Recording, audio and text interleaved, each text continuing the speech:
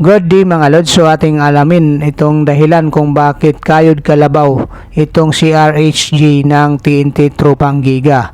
At tila nga ba sumasakit na rin ang ulo ni Coach Chot Reyes dito kay Stephen Holt at Maverickahan Misi. Pero bago tayo magpatuloy, kung nais mong suportahan ang aking munting YouTube channel, humingi pa ako ng like, share, and subscribe. Maraming salamat. So ayon nga dito mga lods, sa naging report ng spin.ph ni Sir Jerry Ramos ay inamin mismo ni Coach Chot Reyes na naging tinik para sa side ng TNT Tropang Giga sa Game 4 itong si Stephen Holt at saka si Maverickahan Misi. So si Maverickahan Misi nga mga lods ang tumatayong point guard ni Coach Tim Con dito nga sa laban sa finals ng PBA Governors Cup. At itong si Maverickahan Misi nga mga lods, magandang ang nagiging kanyang ambag dito sa kupunan ng Barangay Ginebra San Miguel dito sa kanyang opensiba. At maganda rin yung depensa na nilalatag niya dito mga lods. At isa sa mga tinik na tinutukoy ni Coach Chot Reyes ay itong si Stephen Holt. So itong si Stephen Holt nga mga lods ay pananalo nga ito bilang Rookie of the Year, kung saan ay napunta nga ito dito sa Barangay Ginebra San Miguel. Galing nga ito sa Tira Firma Jeep. So ngayon nga mga lods, nakikita natin na nagiging fit nga ito dito sa system ni Coach Tim Con itong si Stephen Holt. Kaya maganda nga ang nilalaro nitong si Stephen Holt dito sa Barangay Ginebra San Miguel, especially dito sa finals nga mga lods.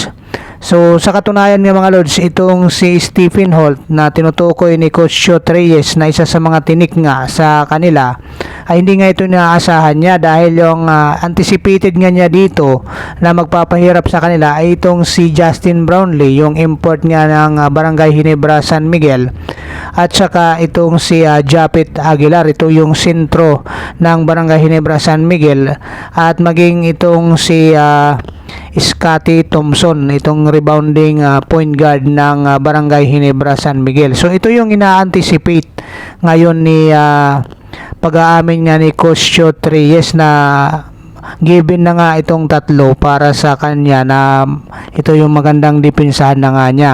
So ayun nga sa kanya dito sa panayam ni Sir Ruben Tirado na bumilib tuloy siya ngayon dito kay Stephen Holt at saka kay Maverickahan Misi at saka sa buong Barangay Ginebra San Miguel. Tila paghanga na lang ang kanyang naibulalas dito nga mga lods dahil nakabalik na nga ang Barangay Ginebra San Miguel sa serye at naitabla na nga ito nila sa 2-2 dahil sa panalo nila dito sa Game 4. At ayon nga sa kanya, sa report ng spin pa rin nga mga lods, ang kagandahan pa nga dito kay Stephen Holt ay siya pa yung nagdedepensa dito kay Rondi, at isa pa dito mga lods na nakakapagbigay din ito ng opensiba. Kaya hanga nga dito itong si Coach Chot Reyes. At isa pa dito mga lods na sinabi nga niya dito ay itong momentum nga na dinadala ngayon ng Barangay Ginebra San Miguel. Sa katunayan nga mga lods na itong si Stephen Holt ang nagbabantay kay Rodney Hollis Jefferson ay umiscore lang ito ng 24 points. 8 out of 26 points, 26 field goal shooting nga ito mga lods. Kung tutusin, nasa 30% lang ito mga lods. So ganun ka mababa ang field goal shooting percentage nitong si Rodney Hollis Jefferson tuwing itong si Stephen Holt ang nagbabantay sa kanya. Ang kagandahan pa dito sa Barangay Ginebra San Miguel mga lods sa laban na ito ay ang kanilang passing ability. So kung mapapansin natin dito mga lods, hawak na ni Stephen Holt yung bola, ipapasok, biglang ilalabas papunta dito kay Justin Brownlee, which is naipasok naman ni Justin Brownlee ang isang 3-point shot dito mga lods. Dito pa. So ganun pa rin mga lods, paulit-ulit yung ginagawa nila dito at tinutumbok nila itong kanilang import na si Justin Brownlee, which is maganda yung naging pulso nga dito ni Justin Brownlee nga mga lods. Sa katunayan ay umiscore nga ito ng big 34 points. At tulong din dito mga lods itong kailang sentro na si Japit Aguilar, which is maganda rin ang naging contribution nito sa opensiba at panalo nga ng Barangay Ginebra San Miguel dito sa Game 4. So ito nga mga lods ang naging score nitong 5 player ng Barangay Ginebra San Miguel 18 points yung tatlo, itong si Japet Aguilar, itong si Maverick Hanmisi at saka itong si Stephen Holt. 12 points naman para dito kay Scottie Thompson, big 34 points naman para dito kay Justin Brownlee. Ngayon mga lods, puntahan naman natin itong balita kung bakit kayod kalabaw nga itong pinapakita ng import ng TNT Tropang Giga na si Rudy Hollis Jefferson. Ayun nga mga lords, sa katunayan, itong si Rodney Hollis Jefferson nga mga lords ay nag-average ng 37 minutes.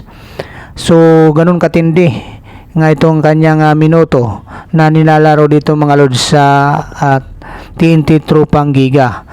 Ito nga mga lords yung dahilan ayon dito kay Sir Homer Sison na itong si Rudy Hollis Jefferson ay sumasahod ng $70,000 katumbas yun mga lords ng 4 na milyong piso sa loob lamang ng isang buwan. So ito yung patunay dito, kaya sinasabi rest in the end na lang ang ginagawa nitong si Rudy Hollis Jefferson para masuklian nga niya itong generosity na ginagawa ng kupunan ng TNT Tropang Giga at saka ng management sa kanya, lalong-lalo na itong kanyang monetary na nakukuha dito sa TNT Tropang Giga. So ganun katindi nga mga lords, kaya kapansin-pansin din natin na kayod kalabaw nga itong si Rudy Hollis Jefferson. Ang bad news lang dito mga lords ay tila nga ba nalaman na nga ni Coach Tim Kun ang solusyon niya dito kung paano nga tatalunin itong TNT Tropang Giga. At isa pa dito sa disadvantage dito mga lords sa mahabang playing time nitong si Rudy Hollis Jefferson ay yung fatigue na nga niya at saka medyo sabihin na natin pagod na siya pagdating sa in-game ng mga lords. Kaya malaking advantage nga ito para dito sa Barangay Ginebra San Miguel kung magpapatuloy ng ganito yung minuto na nilalaro nitong si Rudy Hollis Jefferson. Papabor nga ito mga lords dito sa Barangay Ginebra San Miguel dahil makakapag-adjust agad itong si Coach Tim Kun at alam na nga niya kung sino nga yung magbabantay nito kay Rudy Hollis Jefferson. So ito nga si Stephen Holt. So medyo pagdating sa in-game pagod na nga itong si Rudy Hollis Jefferson. Hindi katulad kay Justin Brownlee nga mga lords na nakakapagpahinga nga ito in between sa mga quarter ng laban. So itong si Rudy Hollis Jefferson naman dawi na kailangan niyang ipakita yung pagsukli niya dito sa magandang yung binibigay sa kanya ng management ng TNT Tropang Giga ay halos magpakamatay na nga ito dito sa laban sa finals nitong PBA Governors Cup mga lords. So maraming salamat mga lords. Sana nga itong TNT Tropang Giga ni Coach Chot Reyes ay makapag panibagong strategy naman mga lords, makapag-adjust siya dito katulad nung ginawa ni Coach Tim Kun